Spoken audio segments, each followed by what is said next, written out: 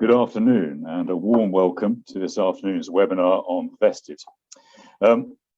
We have some great speakers today, so it should really be quite a thought-provoking afternoon. You're bound to have some questions as we go, so please use the Q&A chat button at the bottom, and rest assured we will endeavour to get people to reply to your question as we go through this. And if we don't, we'll make sure we reply after post-event as well, so rest assured your questions will be answered. We're delighted to welcome some of the central figures who have really stood behind the development of Vested, both globally and in the UK. And actually, it will be interesting to hear contrasting kind of perspectives of how Vested is working, how it's growing, and the journey that it's taken to date. Our speakers today include Kate Vitasek from the University of Tennessee, and really the architect of Vested. He should be one of our first speaker up. Vince Edge from Johnson & Johnson, John Alexander from Sodexo, Nigel Forbes of CH&Co Group, and Julian Friss of Nella Davis. So very different perspectives, all giving their views on Vested and what they actually believe, how this is actually progressing. I think it's fair to say that over the years, many have wanted a stronger, more collaborative relationships and process in outsourcing. So we ask, is Vested really the future? Or is it just a staging post and how it's developing? Is it working and is it building a momentum? Question. Vested stems from award-winning research by the University of Tennessee, which was initially funded by the United States Air Force. And I'm sure Kate will give us some background on that. But the idea and the aim was to actually find a better way of outsourcing. Kate, as I noted, was an architect. Our first speaker was an architect of Vested from the beginning.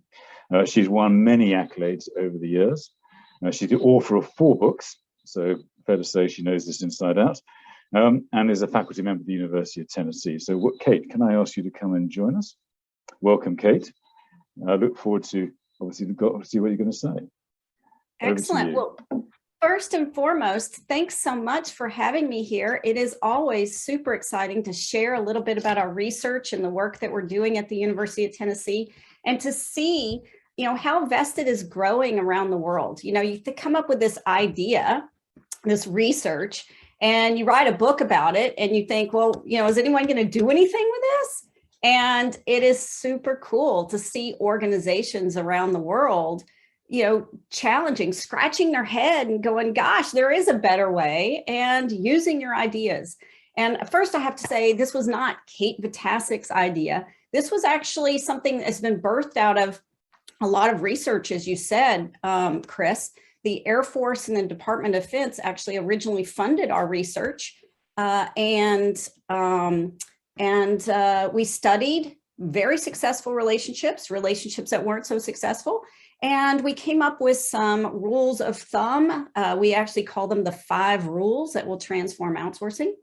And those are really what we now teach as the way to help organizations make that shift from traditional transaction-based relationships to really highly collaborative win-win relationships. So far, our work has actually led to 7 books on the concept. And in that philosophy of Vested, there's many aspects. I think of it as almost a starfish. You have the head of the starfish, and this is this idea of a win-win collaborative relationship. And over the years, as we continued to do our research, that starfish grows more legs, right? And we begin to ask more questions, do more work. So for example, our latest book is actually Contracting in the New Economy, because more and more we see organizations and attorneys saying, let's put some meat around the actual contracting component. I want to teach this in some of the law schools. We have a couple of law schools now that are teaching the philosophies. And so we teamed with 3 attorneys to craft that book.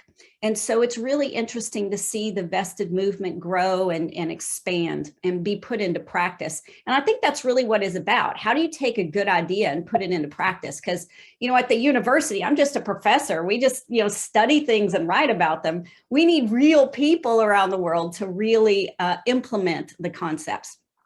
So let's take a step back and talk about how you put these concepts into practice. What's different about vested?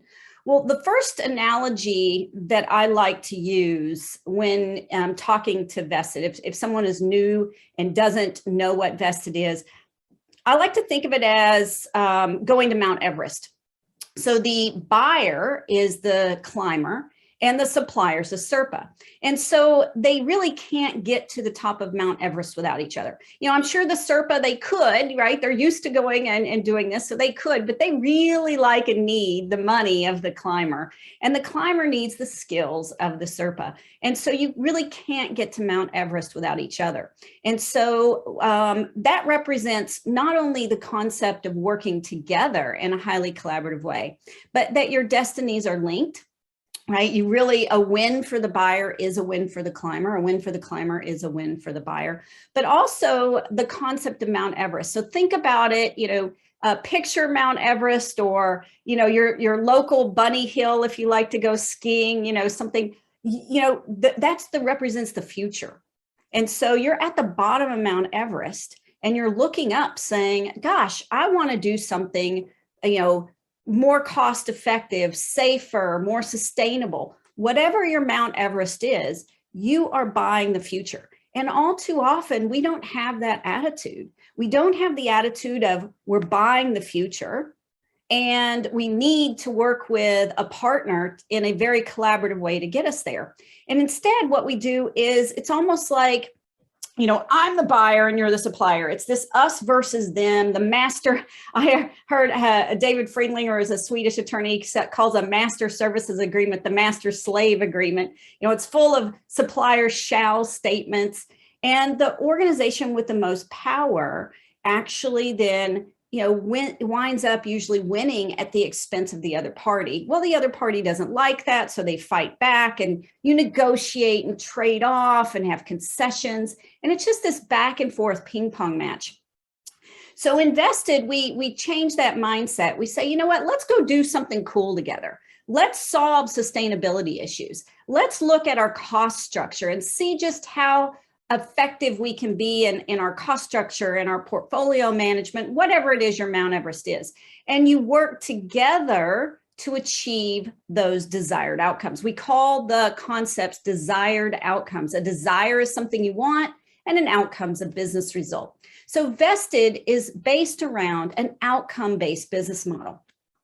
And that's a lot different than what we see in traditional, conventional outsourcing today. So the conventional approach to outsourcing is you've got the buying company and they're trying to get the right products at the right location at the right time and the right quantities and balance all these supply chain issues. And as you know, Chris, there's lots of supply chain issues today.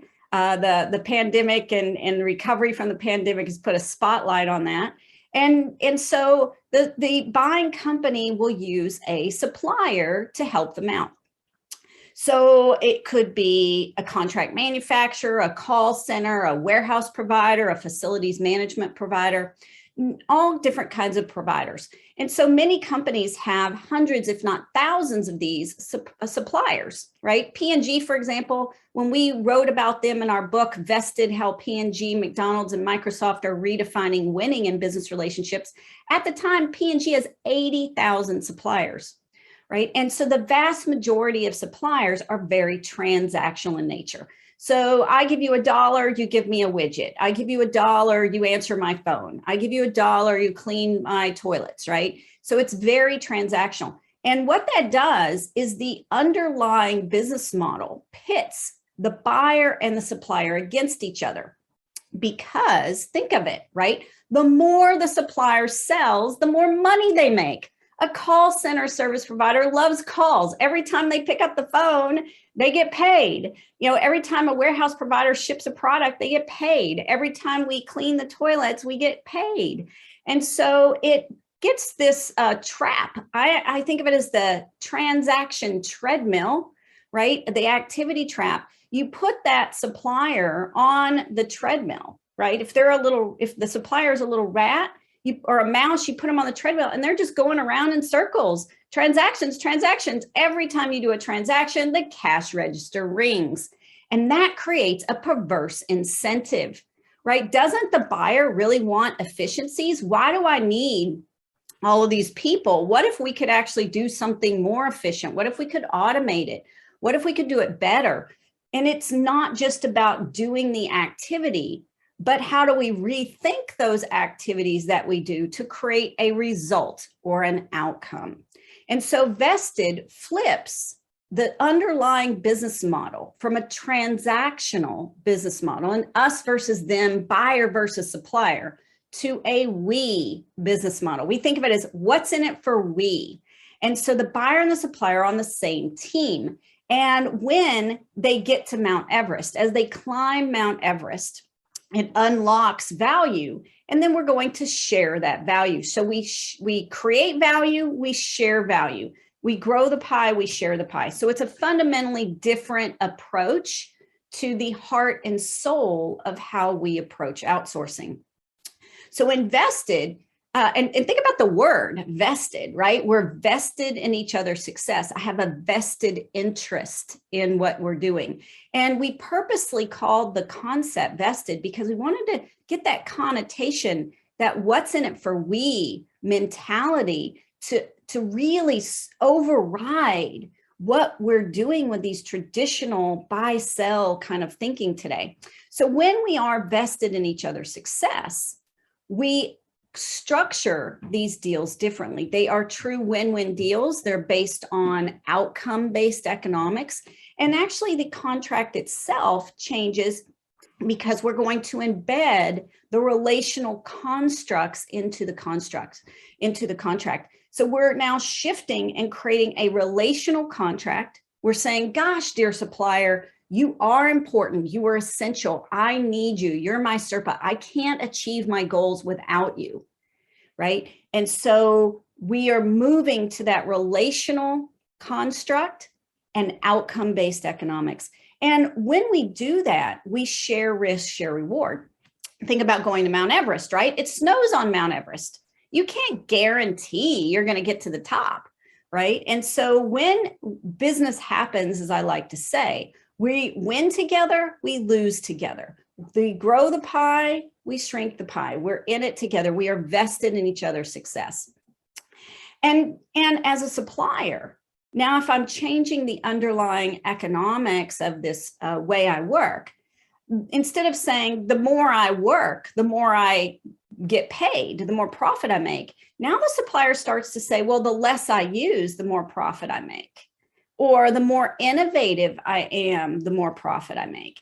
Because the economics, the profit of that supplier is tied to achieving the outcomes. The faster they get to Mount Everest, the safer they get to Mount Everest, the quicker, the more cost effective. And so we really are in it together. This concept of we're in it together.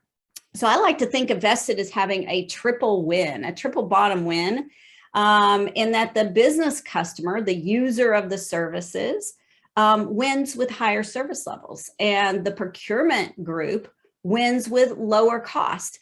Now, P&G, in our book, I mentioned we profile several of our case studies in that book. We have 21, by the way, 21 public case studies. How cool is that? And so in the P&G case study, they talk about the power of the and. Well, of course you want higher service and lower cost, but that's hard. And in a traditional buy-sell mentality, right, that's actually a trade-off. Well, the supplier might say, I'd be happy to give you higher service, but we need more people. I'd be happy to lower costs, but we're going to have to, reduce your service levels. So it's usually this trade-off mentality, the concession mentality, instead of what I think of as the trade-up mentality, right? And so in a vested agreement, you're flipping the economics of the supplier, and they are going to win when they solve that problem. If they lower cost, they're going to win. If they increase service, they're going to win more. If they achieve your sustainability goals, they're going to win more. And so they are earning incentives for the better, the faster, the cheaper, the safer, the more sustainable they help you achieve your Mount Everest. And if they can achieve the power of the and, right, lower cost and higher service levels, they get even more incentives. And so it really aligns the interest of the buyer and the interest of the supplier. So you win together, you lose together. So in a nutshell, that's a little bit about the theory of vested. So how do you put this theory into practice? And with that, I am super excited to have on this panel today, Vince Edge and John Alexander. And so John and Vince, I'll let you pop on in. And so before we introduce you, I want to tee up this concept of the 5 rules of vested. So in our research, what we found, what made the difference in the success between awesome outsourcing deals and those that are so-so or those that are bad? And it was 5 things. First and foremost was the mindset. We call that the what's in it for we mindset. But there were also 5 rules, and outcome-based rules.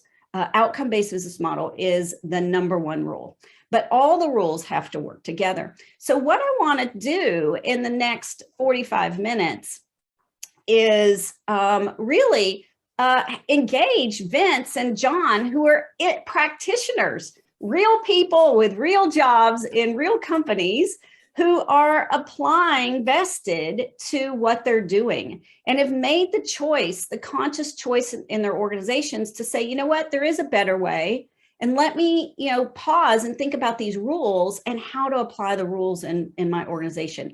So Vince, I would like to introduce you first, and then we'll introduce John. So Vince, you are the service strategy and governance lead for EMEA for Johnson & Johnson.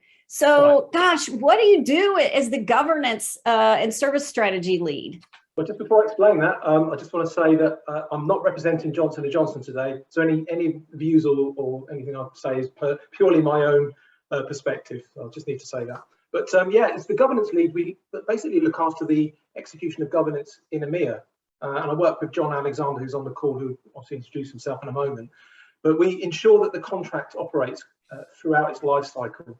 Supporting people in executing the contract at site level, supporting programs, changes, issues. It's a really varied job, and I'm going to say I really enjoy it. So, yeah, over to John to introduce. Excellent. So, John, you are the EMEA governance and performance lead for Sodexo, and so you are the 2 in a box with Vince. So together, you lead and govern your outsourcing relationship. So tell me a little bit more about your role at Sodexo.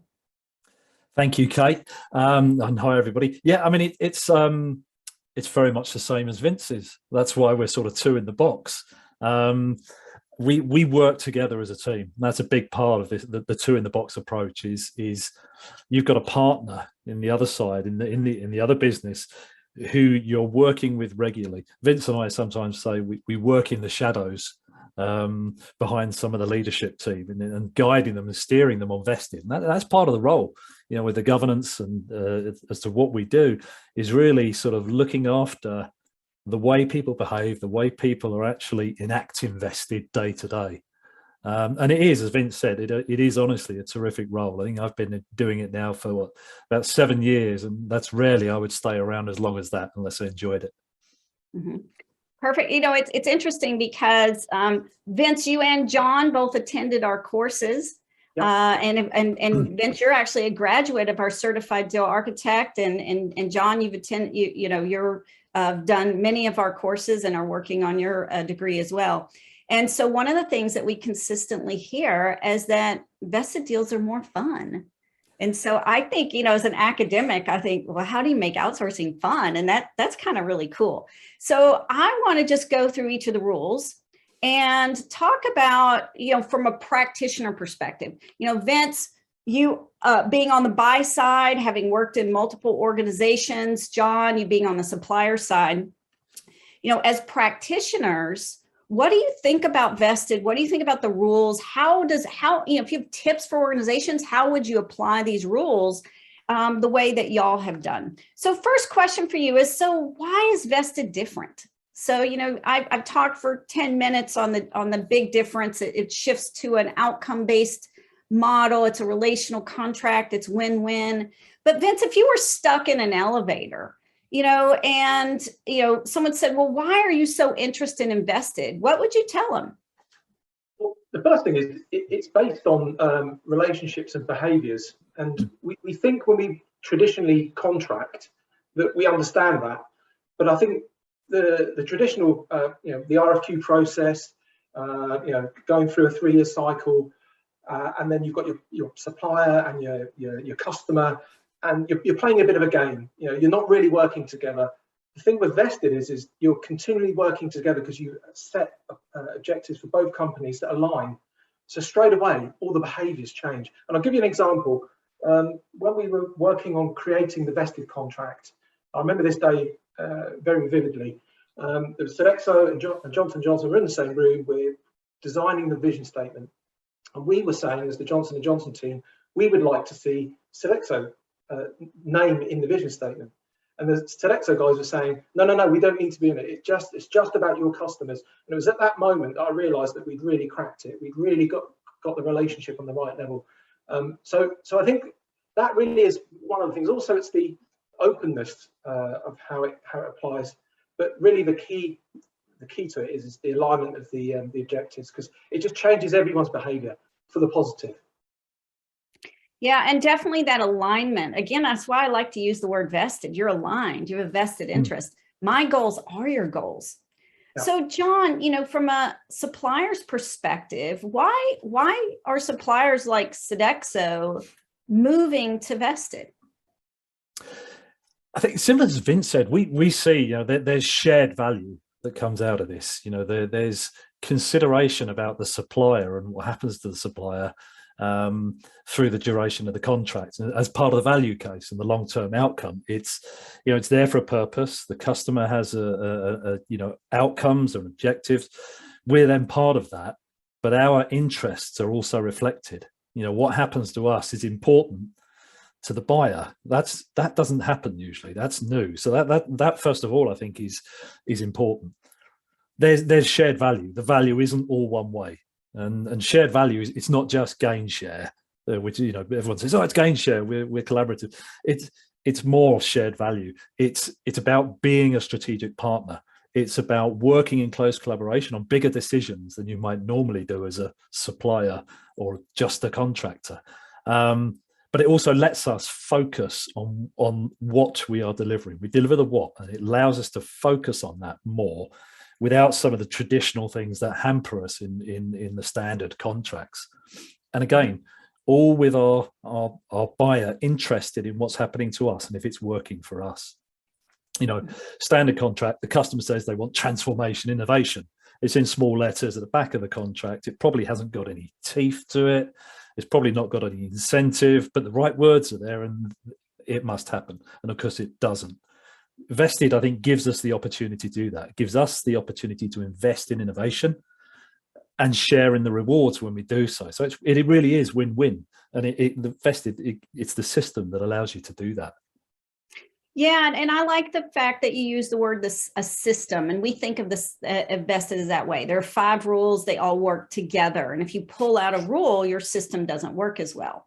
And so let's dig into those rules. So rule 1 is making the shift from transactional business models or an output-based business model. You know, I'm still the buyer, the supplier, to a outcome boundary boundary spanning business outcomes. So Vince, you were around when y'all were thinking through how to make this shift to vested and to outcome based. How did you what were some of the discussions and how did you make that shift from transactional to outcome based? And when did the light bulb go off for you that, wow, this is different? Yeah, I think there was a lot of senior leaders involved in the discussion with support from various members across the team. But I think there was a realization, I see this not just within Johnson & Johnson, I see this in other vested contracts, people that I talk to, that there's a realization that the traditional transactional contracts only really give you the same in a different different outfit. So, Kate, you use this, I've heard you say this before, the fly hitting the window. Everyone wants the innovation, they want the savings, they want the service improvement. They go through the RFQ process, the request for quotation or whatever, and they get a new supplier in, and then it's the same old, same old. If you want to make a difference, you've got to change what you're doing. And I think that's the great thing about the leadership team that I work for. They realise that. I think the second thing as well is, again, to quote you again, is the Mount Everest. You've got to have a big reason to do it, a big transformation. Do you need to reduce your energy? Do you want to improve the customer service to a level you've never hit before? If you can have those targets, that becomes part of your vision. That's part of the reason you're here. Everything else will flow in from the desired outcomes, the objectives, and the small number of KPIs as well. So I think those are the two key things I would say that you would be good drivers or good focuses for looking at a vested contract. And certainly with the company I work for, that was the case for us. Mm-hmm. Yeah, and definitely, I mean, you went back to that Mount Everest example. An outcome is getting to the top, better, faster, cheaper, safer. And all too often we buy an activity, go clean the toilets for $1, right? Or €1 or whatever, or however many euros it is. It's not $1 anymore, right? It's super, especially with inflation, it's many, many dollars. And so we are simply doing what I think of as value exchange. Do this service, I'll pay you. Instead of let's work together to achieve the end goal. So the activities are still there, but the focus is on the outcomes, and the entire contract, the metrics, the money, how we govern, the work are all aligned to achieving the outcomes, not just showing up and doing an activity.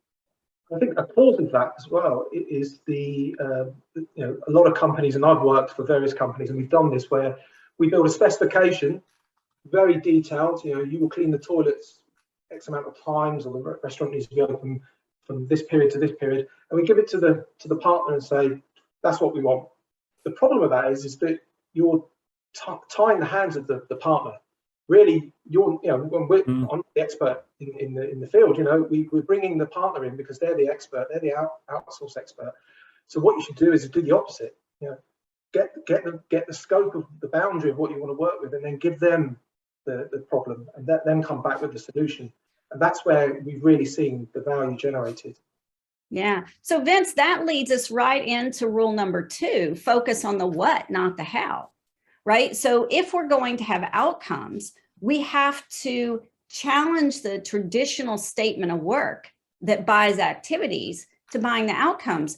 And so the actual way we work, the statement of work, the mindset changes to enable, as you said, the supplier to empower them to drive changes. It's not about showing up and doing the work. It's about how do you do the work better, faster, cheaper, safer, and take those steps to Mount Everest.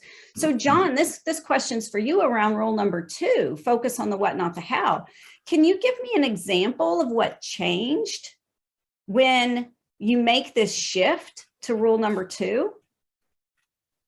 I think that's a good question. I think from the sort of supplier perspective, you've got to step up. That's different. Somebody mentioned, I think it might have been you said earlier about a master and slave arrangement. As Vince said, the customer would often tell you what they want, how they want you to do it, when, with whom, every single detail.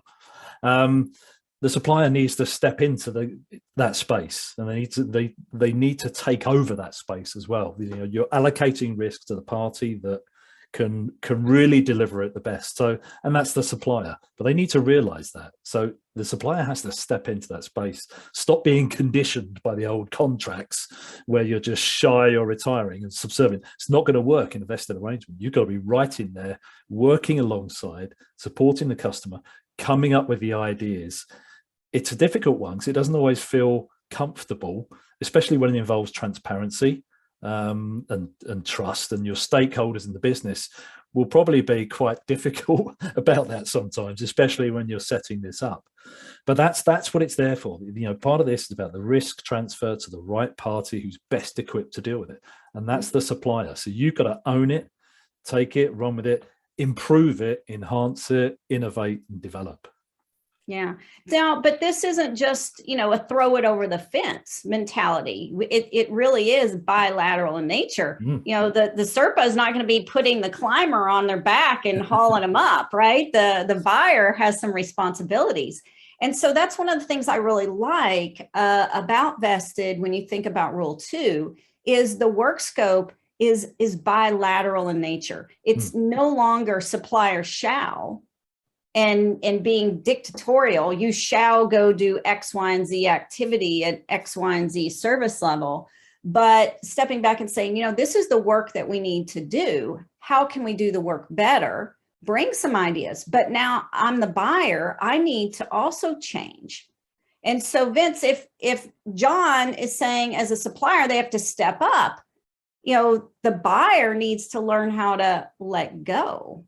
And so what do you think about that? Yeah.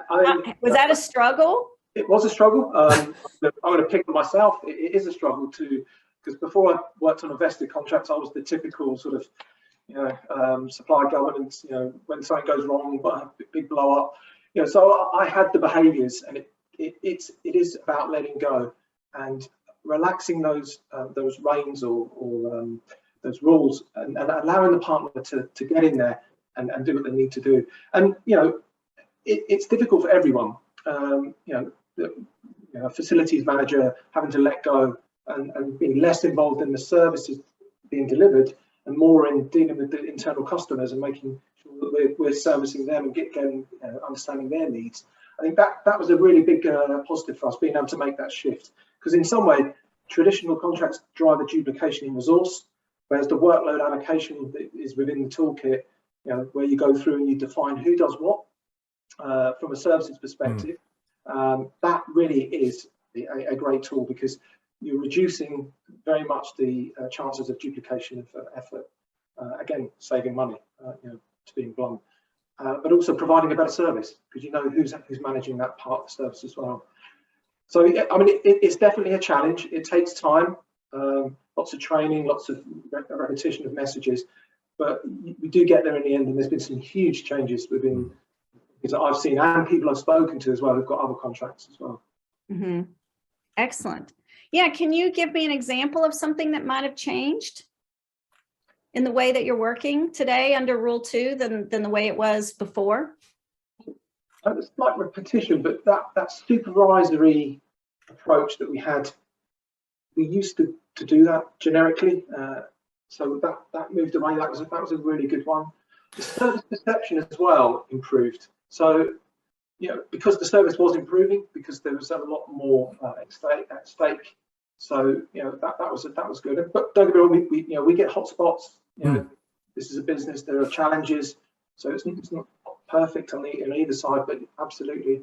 The other change, Vince, that's something. Just while you're on there, you know, jump in. But you're right that where there's hotspots, the problem solving isn't about, you know, it's your fault, you fix it.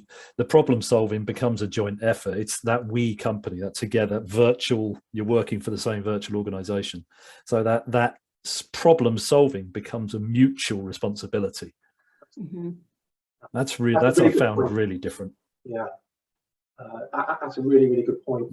And Kate, you mentioned this as well earlier. You know, people enjoyed working on the contracts. You could see that within the, you know, Sodexo. You could see it within the company as well. And that's something that I've picked up from other contracts as well when I've spoken to other people involved in vested contracting. You know, people enjoy working on these contracts. So if you've got people who are enjoying their job, you're going to get a much better outcome. It's as simple as that. Yeah, no one likes to be micromanaged, right? No. So think about it. It's like, I'm watching over you. No one wants that. And so it does require you to take a step back. It's bilateral in nature. Vince, you mentioned the tools. One of the things I'm proudest about the vested methodology is the tools that we use to teach people. And you mentioned the taxonomy and workload allocation, helping people understand that how to shift from a statement of work to a statement of objectives and taxonomy and workload allocation. The actual guts of the statement of work is different under vested. All right, let's move to rule number 3, clearly defined and measurable desired outcomes. One of things that people will tell me is like, well, vested, focus on the what, not the how. You're just throwing things over to the fence to the supplier. And again, that's not true. They also think, well, you just only have a few metrics. And that is true, less is more. But the metrics themselves change. So if I'm going to buy outcomes, my metrics need to be outcome-based metric. That means boundary spanning, right? Boundary spanning. So, Vince and John, either one. So John, let's pick on you first. What changed about the metrics? In a traditional outsourcing deal, how many metrics do you typically have, and compared to a vested agreement, and what's different about these metrics? On a traditional, it's hundreds. Most of them are ridiculous as well and meaningless, to be honest. And they're always an afterthought. I think what's good here is, we have this requirements roadmap that was built as part of the rules, part of Rule 3, where I still love it. I still love the picture. It's huge, because it takes a lot of columns, but that's because it starts with our vision statement, our desired outcomes, our objectives, right the way through that says, okay, so how are we going to measure these? What are we going to do it with? And, how do we incentivize it? Who does it? It's this great big picture from left to right, top to bottom, of how you're going to achieve your outcomes. That's brilliant. It's an intelligent design in terms of performance metrics. And what's good as well is they transform over time as we progress through our journey. The sort of transformation management element is well tracked. We know where we're going on a given point in our program, and we're measuring that today. And tomorrow we can easily transform and measure something else, because that's the next stage of the journey. One of my favorite bits, which if you're talking about performance metrics is an odd thing to talk about, but one of my favorite bits is actually around how we measure our relationship, because vested, your relationship is such a big part of how you're going to be successful, because you're doing it together. So if that's a big part of it, measure how well you're doing in a partnership. And we have a third party that works with us to do that as well. So we can benchmark it. We get this independent view of how we think we're doing, how we think our partner's doing. And then we can work on that year on year. We can show improvement, and each year we get our results. We look forward to it. We then say, right, what are we going to do to get better and increase our score? Let's push our score up, because it's exciting to do that, because it means you're progressing, you're hardening and deepening your relationship. So that's a real big difference for me. Mm-hmm.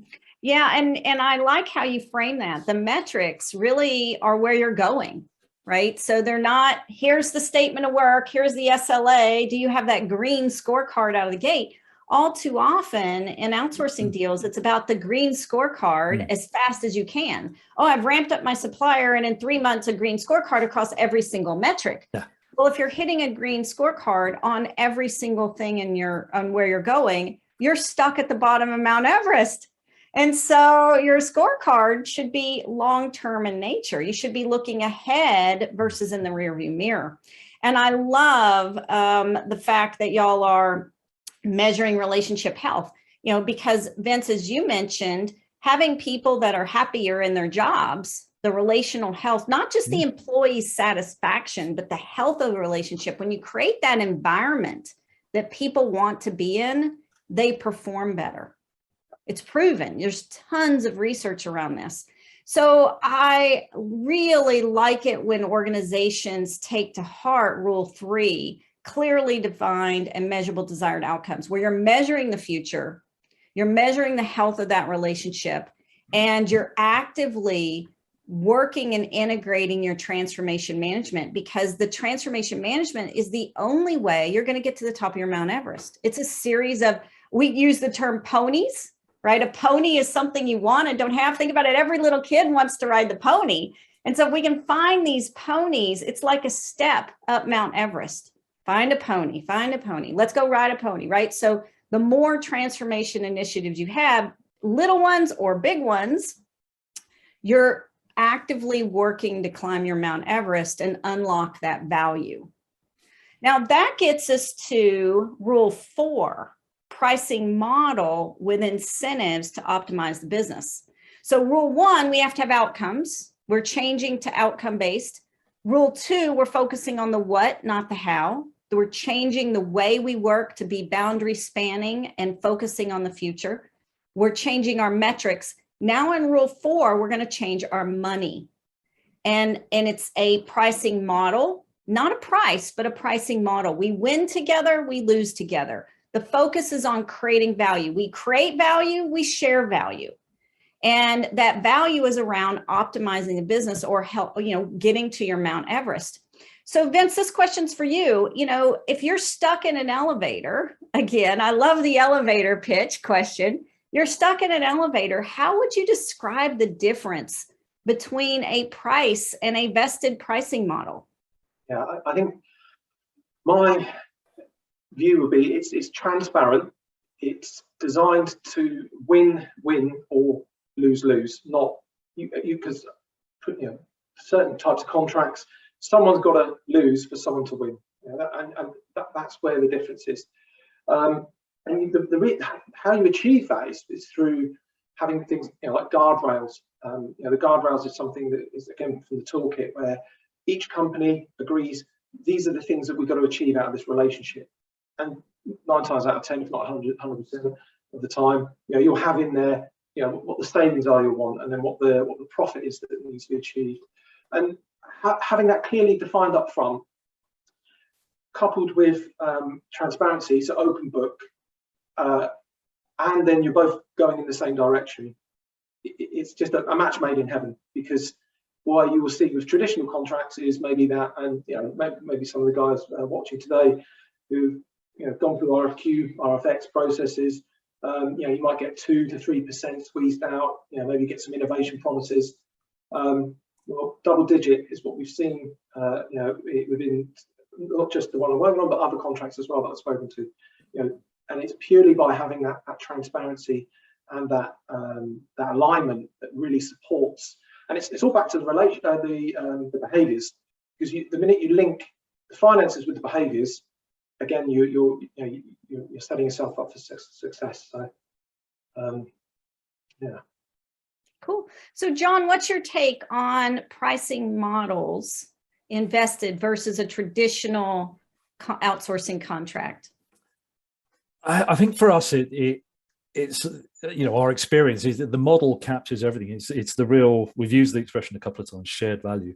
It does. It takes into account what works, what incentivizes us, what works for us, what helps us in terms of improving the services and the delivery and the experience that J&J were looking for.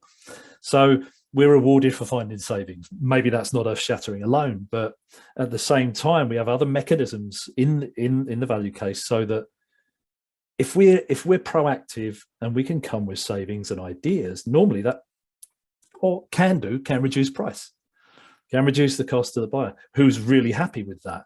But of course, as in a traditional environment, as the supplier, you're slitting your own throat, because you're taking away some of your profit, you're taking away some of your percentage.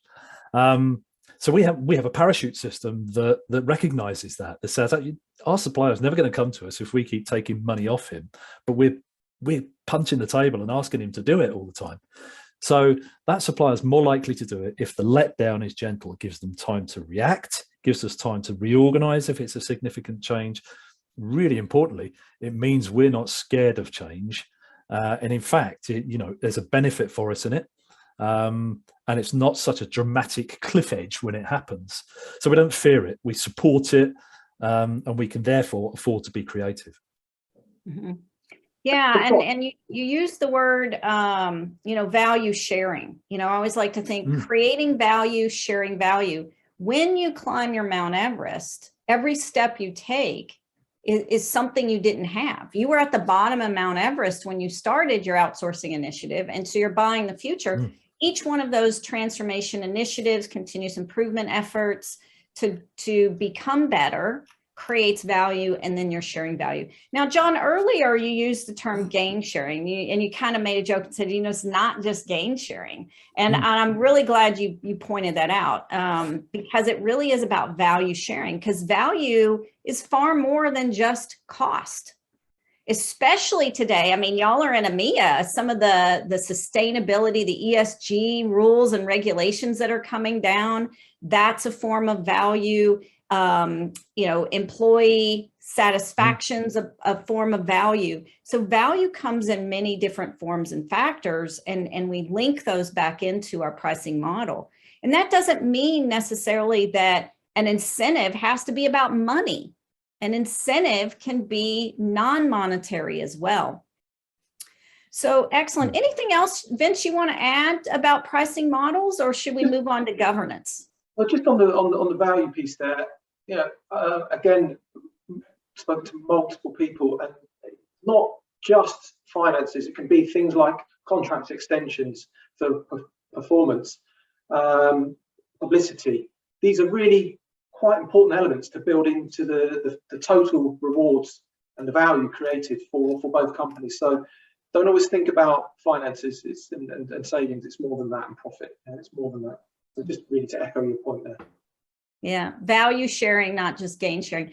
I've seen tons of contracts that have a gain sharing clause and they don't pay out. And you sit there and go, as John, as you said, well, why would the supplier want to reduce cost if they actually, every time they reduce cost, they reduce their profit? Cut your legs out from underneath you. Total perverse incentive.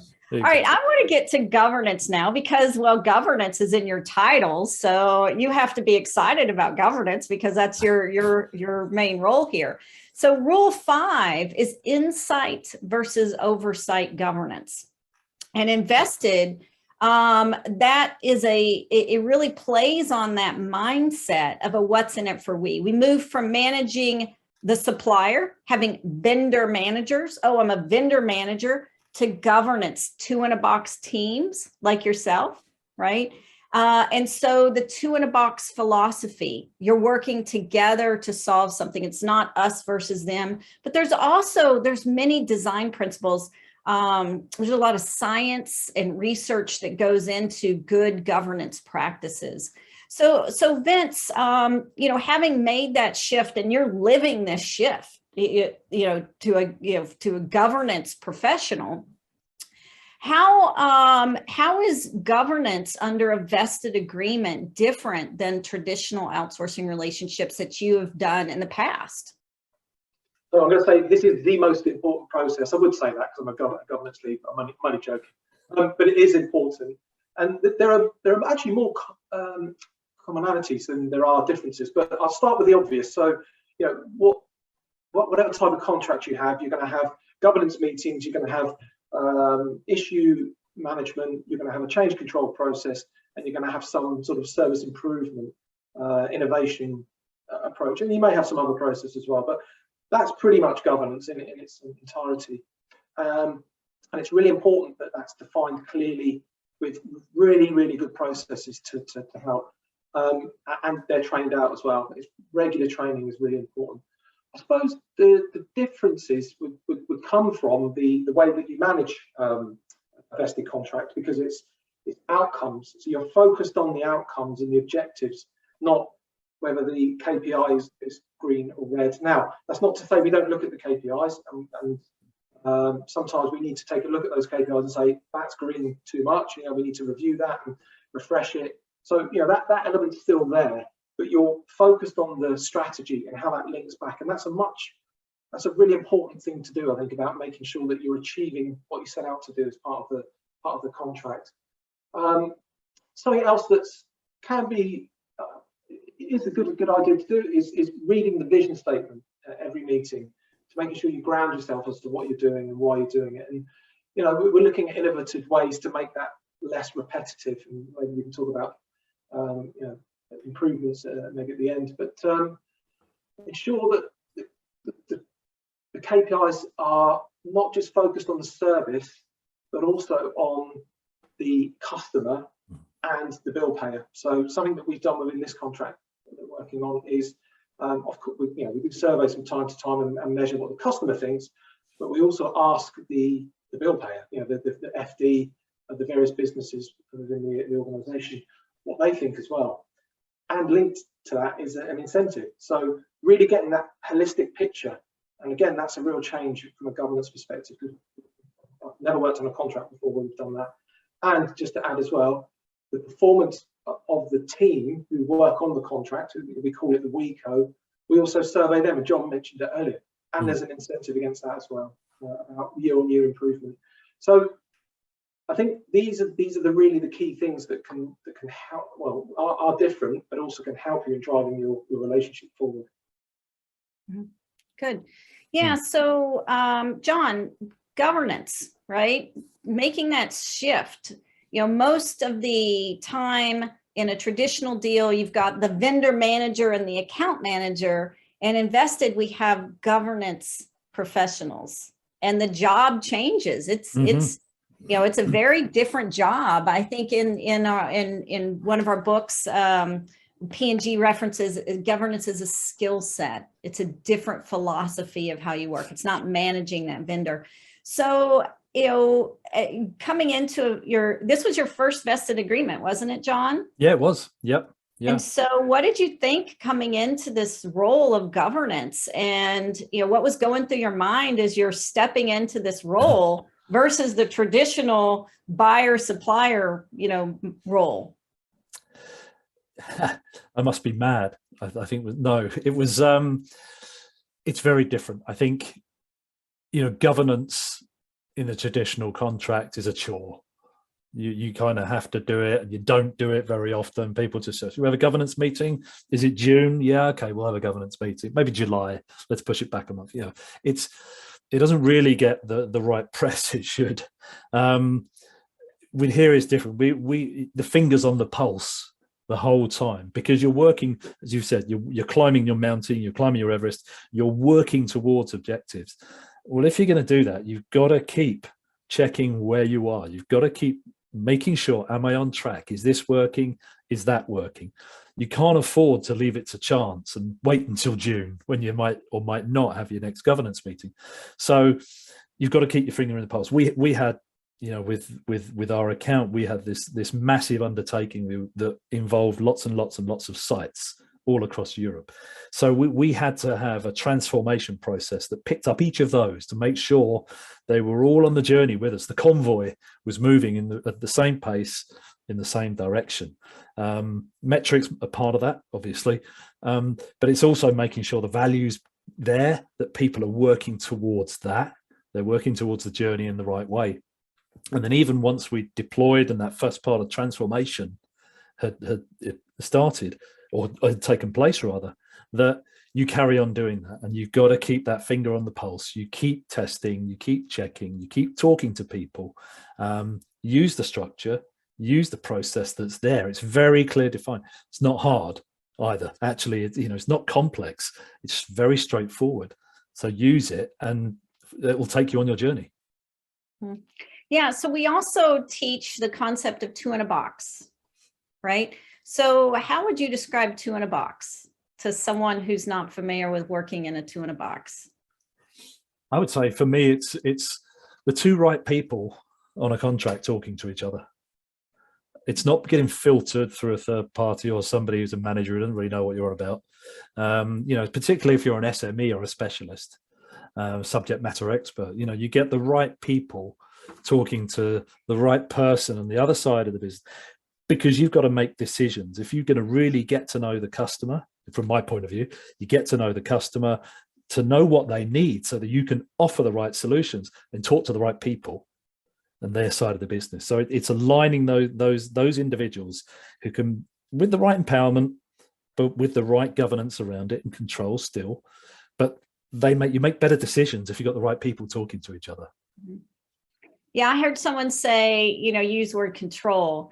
Vested, you can be in control without being controlling, Exactly. And so you have to put in these governance mechanisms, but at the same time, let go of being controlling and lift up that culture. You know, Vince, you talked about repeating the shared vision, the guiding principles, the behaviors. You're training the organizations how to work in a highly collaborative way. All right, so let's talk about the benefits.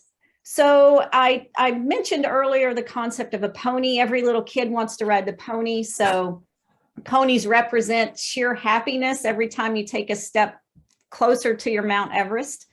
So John, I'll pick on you first and then Vince. So if finding ponies is a key benefit of vested, can you give me an example of a couple of ponies that you guys have found? Yeah. I mean, they come in many forms. I think Vince, you said it earlier. It's not just about, you know, euro, dollar, pound signs, whatever. All sorts of things. We had one of our sites in the UK. They identified a cleaning system. It turns, nobody please ask me the technical way this works, but it turns tap water into something called stabilized aqueous ozone. Sounds very good. But basically, it allows you to take away detergents and dangerous chemicals. And they saw that this would be a great benefit to the client because it did save money, actually, because it was cheaper to do. There's an upfront cost. We worked out with the client how that would be amortized, no problem. But because it brought savings, it paid for itself. But there were other ponies. It brought better safety because we've not got people dealing with chemicals. The environmental benefits, obviously, detergents, not the greatest thing in the world for the world, but also, you know, the plastics it comes in, things like that. So there was multiple little ponies that this gave to us. Now that wasn't just money that was good; it was the fact that it aligned with some objectives we had and J&J have as well around our corporate and social responsibility. So it was something else that wasn't really contracted in that way, but we aligned values between the two companies. And this was something the client hadn't seen before. And we've been able to roll it out across Europe as well. So that was really good. I think that was a good example. Yeah, and actually, I'm, full disclosure, I'm working on a case study for you guys, and I was fascinated by that case study. This was an employee. This wasn't a rocket scientist coming up with something. It was a guy in one of the sites, and sustainability is part of your Mount Everest. And you're asking folks every day, how do you come to work and be more sustainable? How do you reduce cost? How do you improve satisfaction? And he said, I've been reading up on this stuff and maybe there's an idea, and then allowing people to pilot things. Again, it's that letting go. If you're going to take a step forward, you got to take a step forward and pilot. And what I really love about your governance structure is you take these little mini pilots, you test them, and then you roll them out, because how many sites do you have in EMEA? It's ridiculous. It's a ton. Hundreds. 200 plus. Yes, 200 plus. So if you could take a little idea in one site and replicate it, the value is just massive, right? So Vince, what's an example of your favorite pony that you've seen? Yeah, I'm going to use the COVID word. I do apologize, but through the COVID journey, we worked together with Sodexo to make sure that we managed it, supporting them, supporting us, supporting their employees, to the point where we had no disputes, no issues, and actually we've been able to stand up at the end of COVID very quickly, because of some decisions that we took jointly to ensure the operation, and just would never have happened under a traditional type contract. We would have entrenched ourselves. John and team would have done the same. We would have been looking at cost constantly. Don't get me wrong, we were looking at cost, but we were with the wider picture and the wider view. It's the trust that bubbles up through that. So the pony is that we were able to ride through the challenging time of COVID and come out the other end and ready to serve our customers when they're ready to come back to the office, which is the most important part. So, yeah, and I hear that from many organizations who've done vested deals, is the flexibility that allows. right? So these rules create a system, and that system embraces business to happen. It both looks at the future and says, hey, let's go to Mount Everest, but it recognizes sometimes it snows on Mount Everest, right? You've got COVID that happened, and the system allows you to pivot quite quickly. We actually profiled a couple of different case studies in a Harvard Business Review article about 8 or 9 months after COVID hit, talking about how it was very flexible and a nice surprise for many people who'd worked on Vested. All right, I want to just close and turn it over to Chris, but before I do, I want to ask both of you guys if you are giving advice to folks on the call, right? You know, people are spending time here to come and learn about Vested. Vince, what's your advice? What's your biggest tip for people that are on the call who are thinking about making the shift to Vested? I think if you're going to move to a vested contract, you really need to think it through and work with the University of Tennessee, because it's not right for every situation, but if it is, you will get a great benefit from it. So really walk into it knowing exactly what you're doing. When you do it, if you make the decision to go down the route, also bring everyone along. So the legal team, procurement, you know, it shouldn't be sprung on them at the end to say, can you approve this? You need them from the beginning to be involved in the training so that they understand what you're trying to achieve, and also support leaders as well, because the leaders have got more than, you know, we've got one vested contract, you know, they may be dealing with 50 contracts, so they have to flip between the two models, and that's a challenge. You know, unfortunately, I don't have to do that. I just manage one contract per se. So I think it's supporting the leaders as well and the people involved, and that leads me to the final point: train, continual training, and support and repeat. You know, it's really, really important. And I think, to be honest, that's an important point with any sort of governance type relationship, supplier relationship. I'll hand over to John, because I'll keep going if I don't stop. Yeah. I think I would say be clear and be brave. So, but be clear in what you want. Know what you want going into it, so you can have clear outcomes. But also be brave as well. In doing it, it challenges traditional mindset and positions and your behaviours for both the buyer and the supplier. You heard that earlier, I think. But it does come with rewards when you do it right. But I think you have to, when I say be brave, step into it properly. I have heard of, and people have said it, well, can you do a little bit of vested, or can you do something that's a bit like vested? I'll cherry pick this because I like that sound of that, but I don't know. It doesn't work. It just does not work, because vested is about the whole system, the whole environment. You can't cherry pick and take the little bit that you think suits you, because, well, you're not in a win-win situation then, are you? So you go into it properly. But you get the rewards for going into it properly as well. So definitely do it, and you'll have to take people on the journey with you, because those other stakeholders, people not directly involved in the deal, the other people in your business, are often skeptics. They don't know it so well, so they can be quite unsure or suspicious even. So be brave. You have to educate them and take them with you. Excellent. Well, that is absolutely brilliant for y'all to share your story. As an academic, we sit back and we get to, study and research and talk about these rules and the power of the rules, but the rules are just simply, books on the shelf behind me if they're not put into practice.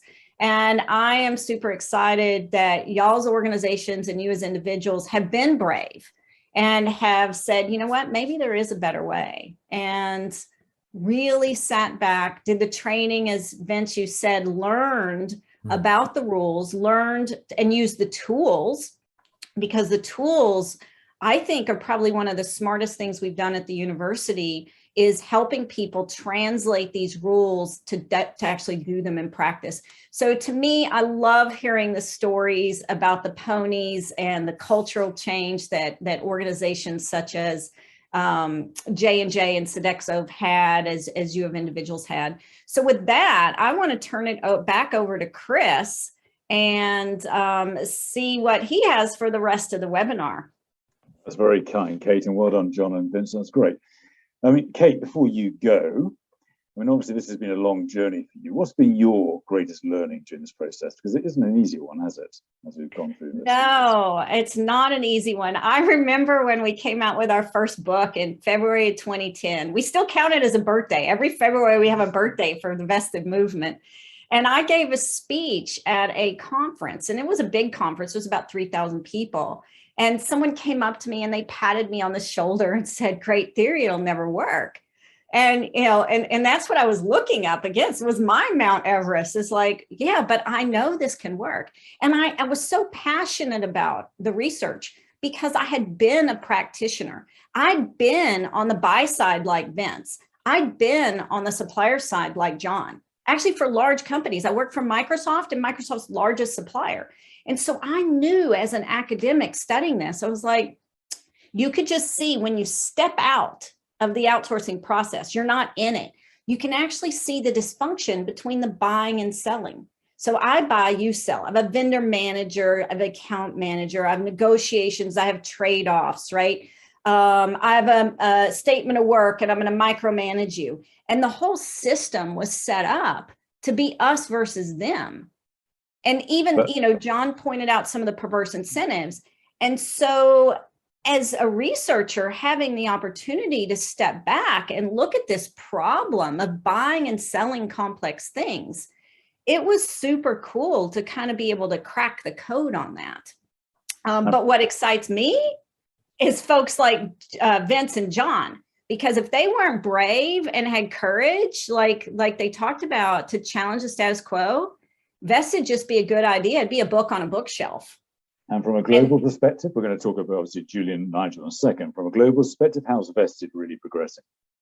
It is amazing, actually. I look back literally in 2010, and Intel and Dell were the first two companies. Intel actually called me right before the book came out and said, "I hear rumors you're doing some research on applied game theory and procurement, and I'm stuck. I'm in a win-lose and I'm losing, and Intel doesn't like to lose." And so they were the first pilot. Dell was soon after that. So when you start with nothing, you know, it really is a Mount Everest, but every year it doubles. You know, then the next year we had, you know, tell two friends and they tell two friends. And, you know, a couple of years ago, we had an article in Harvard Business Review where Dell was featured, Island Health was. And so each year we double and double and double. And so we have almost 100 vested deals, over 50 organizations. One organization has 5 deals. That's so cool, right? And so, but it's not just the fact that they're shifting. What is cool is that they're finding ponies. They're climbing Mount Everest. You know, Johnson & Johnson and Sodexo won a collaboration award in their industry. You know, Dell's won awards for their industry. Microsoft's won awards in their industries. And so people really are challenging the status quo. And that's what makes me excited, is that we can write it, we can study something and write a book about it, or 7 books, and that it'll have the impact that it has. You know, Vince mentioned he talks to other companies that have done vested. In Europe, EY and Serial Law Firm are a couple center of excellence out of Stockholm. And they have kind of a group that gets together of organizations who've done vested deals, and they share their learnings. And I love getting those learnings, because then we turn around and we can make the methodology better. So it feeds on itself. So it's not just static. We don't just have, the rules haven't changed, but what we have seen is, well, what was working here and how can we make this better? So we go back and we make our tools better. We make our teaching better. We bring in the new case studies. And so as I get more case studies, we can be better teachers. And so it really is a virtuous cycle of how the University of Tennessee is working with practitioners and organizations such as, and individuals such as Vince and John and Julian and Nigel, and the folks at EY and Serial Law Firm. The folks in the field are what makes vested, you know, put into practice. It's not just a good theory. The theory works, and it's just begging to be put into practice by more people. Well, let's bring Julian and Nigel on. And Kate, may I say thank you? I know it's been 7 o'clock in the morning, so thank you for being so sharp-witted at this time of the day. Julian and Nigel, hi. Hi, hello, Chris. Hi, how are you? Julian, yeah. It's an interesting one, isn't it, for both of you? Kate talks about how it's growing. Now, there's still quite a long way to build that trust in the UK, but are we building traction in the UK? Do you want to start? Nigel, do you want to start first? Yeah, I think so. I think there's a much greater awareness of vested now. I became aware of it about 8 years ago, and it was through a piece of work I was doing with a company that had one of the first vested contracts. But definitely the interest in it has grown as the visibility of vested deals has grown. So the fact that there's the Johnson & Johnson Sodexo contract, there's the BP JLL contract, which now have locations in the UK, I think has helped the visibility. And I think that a lot of companies on the supplier side are starting to really take a keen interest in it. And I also, in discussions I have with clients, I hear a lot more of the language of vested, talk about collaboration and focusing on outcomes rather than objectives. Julian, your thoughts? Yeah, I agree. I think you know, the message is changing. I mean, we've had a number of factors that have propelled that. One, I think organisations want to do something different. They want to be successful. They're up against a number of global conditions that they have never come across before, and potentially neither party have the solution, and they need to work together.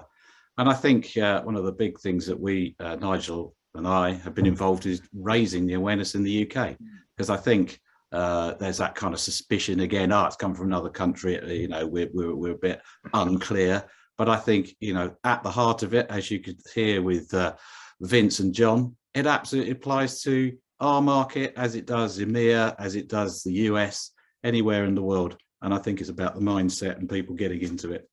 And certainly we're seeing significant interest. In fact, we spoke to quite a few service organisations, and they're very keen to get involved. Look, I know from our conversation, we talk quite regularly, don't we, Julian? I know you're seeing a trend that seems to be building across all markets. Is that fair? Yes, it is, and I think John said people need to be braver. I think they need to attend these kind of sessions just to understand, you know, from the grassroots that actually is being done by 100 different through 100 different contracts.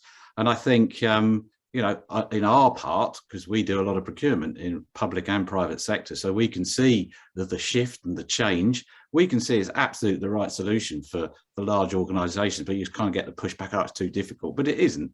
And what we're trying to do is do it by stealth in a way. We're trying to introduce the change in narrative, and people respond to that. And it's kind of like watering a field with little plants that are coming, and at the right time, that'll pop up, because quite a lot of the arrangements are more by flip, you know, where you know, it's been a long-term relationship, and let's do something about what's the next step, what's the next stage. And I think that is where we're kind of getting to. And I think more and more of these things get people more interested and actually want to give it a go. Nigel, I mean, obviously you've recently made the change from obviously consultancy with Litmus to obviously CH&Co. Do you see an openness to this kind of methodology? I think so. And Kate herself would say that vested is not right for every single contract. You know, the relationships need to be right. The size of the contract needs to be right. You know, the two organizations need to be completely aligned. But I do see opportunities. And I think the most compelling thing about vested is the fact that there are so many case studies, and hearing from people like Vince and John Julian and I have done a couple of presentations together to service provider organisations, and in one of those, there was somebody who had worked on a vested contract who said it's the best contract I've ever worked on. So it is easy to think that it's a great theoretical idea that's come out of a university in the USA, but there are so many great examples around. And when you talk to people who've worked on a vested contract, they tell you that from both the service provider and the client point of view, it's been the best contract that they've worked on, and it's delivered for both organisations. And I do think I do think there are opportunities in the UK, definitely. It's a case of continuing to spread the word, yeah. I mean, the feedback I get, people have gone through vested rave about it, but actually it's that jump, isn't it? It's that jump of trust, which is actually the hard part, isn't it? I think so, and I think people also think that it's quite a long process to get to a vested contract. I mean, as Julian said, most of the vested deals that you come across are a flip of a current relationship. You can procure a vested deal, but most are converting an existing relationship into a vested contract. And people think, well, you've got to go through a series of workshops, you've got to do the 2 in a box thing. It's quite time consuming, quite costly, but it's certainly no more time consuming or costly than a long tender process. And it's being conducted in a much more positive environment because both of you are trying to get to a much better outcome. So I don't think people should be, or organizations should be, put off by the process you need to get to a vested contract. Now, with respect, you're both seasoned veterans of being consultants in the nicest way. What converted you to be so supportive of vested? Me? Yeah. Okay, I'll ask you first, Nigel. Yeah, two things really. One was this: when I was consulting, I worked with a big FM organization tendering a global catering contract for a big financial institution, and I was working with 2 people from the FM organization who were party to one of the first ever vested contracts, and they talked about it and explained it, and they said it's win-win, and that was the first time I'd heard of vested at all. So I read a couple of the books and saw that there were other case studies. So I think the fact that there are live case studies in all sorts of sectors, not just in facilities management, but in construction, in local authority services. So that helped to persuade me. But I think going on the programme at the university and being in the room with people who were actually working on a vested deal. So there were 2 organizations there that were working on a vested deal in Scandinavia, and witnessing how they were working together and hearing more from people who had experience of vested contracts. It's over that kind of continuum, it's helped to persuade me that it's a really great model in the right set of circumstances. Julian? Well, I've always tried to work collaboratively. Organisations going back when I worked for the BBC, the attitude, like other public sector organisations, was very polarised, very transactional. And you're thinking everything was difficult, and you're thinking, well, let's get everybody around the table and start talking. Let's do something. Let's break the mold a little bit. And I think as time's gone on, try to introduce that into the work that we do for our clients and organisations we work with. And I was introduced to it actually by an FM company based in Copenhagen. You can work that company out. And they did a presentation about vested, and they'd already been involved in a couple of deals. And I was just sitting there going, it was suddenly like, it was just completely random. It was, from where we'd come from with that company, where we'd been in NHS deals, but it was this is an input specified restricted procurement exercise, and cost improvement programs, all the other kind of stuff. It was all quite an adversarial type arrangement, to a situation where actually we're only as good as the contract that we do, and we're working together with our client to come up with the solutions. At that point, the light went on in my head, thinking that's exactly what we need to do. And if more people are talking about it, that's fantastic. It takes time. We know that, because people's mindset shift to unfreeze the knowledge they've been going through for years. We've always got to get people on the hook. They're always accountable for everything they do, and if they don't do it, we'll penalize them. And you're going, actually, if that's the shift, and I was also hearing it from our clients as well, that's what we want. All right, so the buyers are saying we want collaboration and we want to do something different.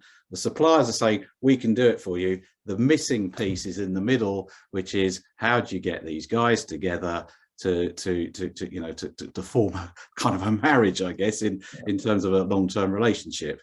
And our approach has been very much, as I said, this kind of stealth approach, but also stakeholder engagement, getting people involved. As I think John or Vince said, training. It's got to be embedded.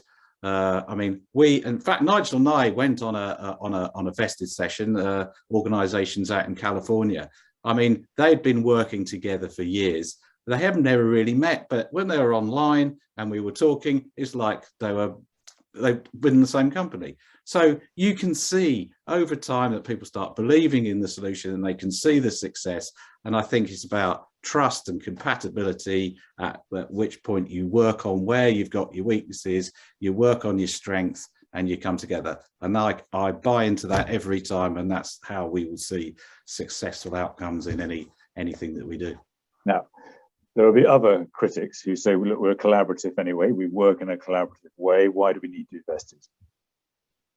Well, yeah, I mean, a lot of people do collaborate, and if given our work in facilities management as the other guys do, we actually, it's quite interesting. It's quite siloed in some respects. The attitude in the hard FM maintenance side is completely different. Say somebody in catering or cleaning and whatever else, and some of that is trying to unwind that. We're always going to do this kind of behaviours because we work in that area, to break that out and look at it's the man on the moon stuff, isn't it? I've got the mop, I've got the frying pan, I've got this, that, and the other. How are we all together going to get us up the Everest or up on the moon? And it's changing the whole mindset. And this is about behavioural economics, but it's about leadership, isn't it? It's about direction, belief that actually you can all work together to the common end. And I think John and Vince put that over excellently. And obviously Kate has, proved the point over the last 15, 20 years. So, seriously, I think it's getting away from where we've been. And I think it's, unlearning and relearning. Nigel? I think the key thing is, as I said earlier, vested isn't right for every contract.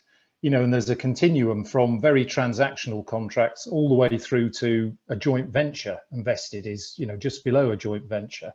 I think if we can move contracts up that continuum, so even if vested isn't right for a particular set of circumstances, if you can get the client and the service provider working more collaboratively and get to a more relational contract, that's a step forward. And I'm sure there are some great examples of that at the moment, and maybe that's where those particular relationships and those contracts are best sitting.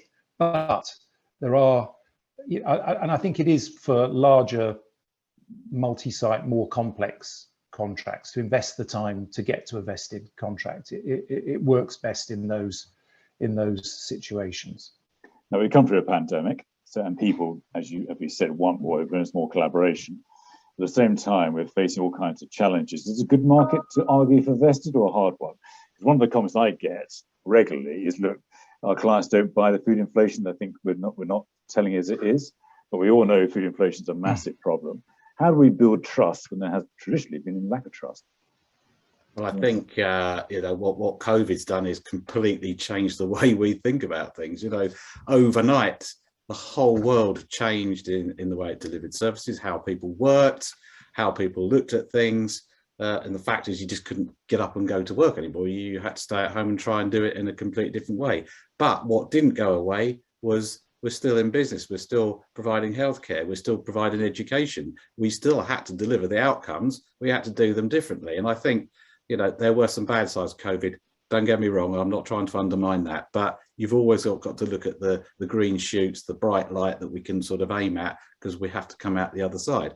And I think there are significant elements, and it's changed quite a lot of people's view about, actually, perhaps we can do something different. And I think one of the things COVID's brought is a greater sense of community, even if it was us standing in the street clapping for the NHS, or the fact, racing down to buy the toilet rolls in Tesco or whatever else. But everybody had, whatever you're, a CEO or a cleaner or whatever you're going to be, you were all in the same boat. And I think people going, well, let's sort out, and what's your strength? What can you bring to the party, as opposed to, well, I've always done that, and I'm going to stick to the knitting. So I think it's opened people's minds quite significantly.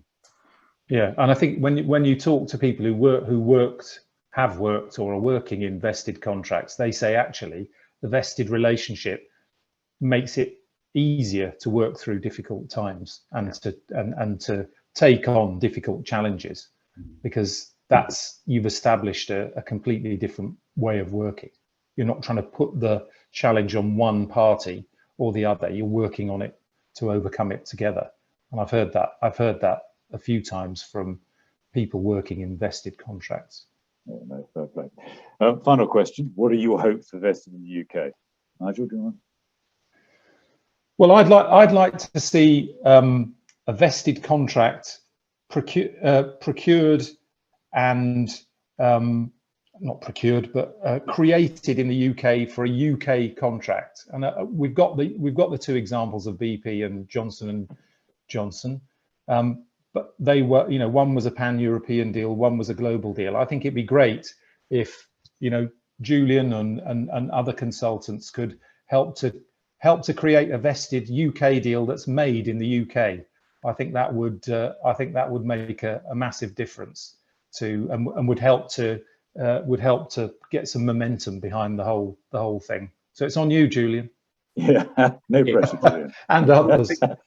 One feature will be, I'll definitely be collaborating. I think, it's our business model anyway. So I think, yeah, you're absolutely right. We want to see something, wherever it's public or private, it doesn't matter. I think it's about proving the point. And I think, given the evidence that's been presented today and the discussion that we've had, I think the outcomes, organisations will be pleasantly surprised. And look, they've got plenty of other case studies. There's plenty of material out there. The other thing, actually, the COVID thing brought vested closer to us, because before, without a flight to Knoxville or whatever else, you can get it all online. You can get involved in all the courses. You can get involved right now.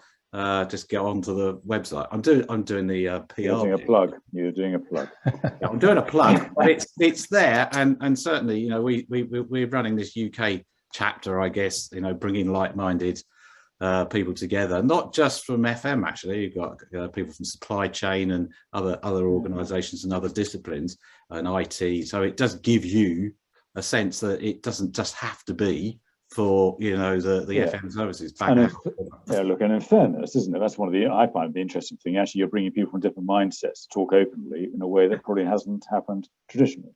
Yeah. Which actually is a positive, isn't it? It is, yeah. Okay. Well, may I say thank you, both of you. Thank you for your contribution. I wish you luck, obviously, in moving this forward as well. And thank you to the audience for joining us today. Look, I think this is a fascinating where vested's come. It's obviously been a long journey to this point, but it seems to be growing all the time. And actually, collaboration is what people seem to be asking for. So it's logical that we see this and push this forward. So thanks very much to everyone speaking today. And I look forward to seeing you again soon. Thank you very much indeed. Bye-bye. Bye-bye.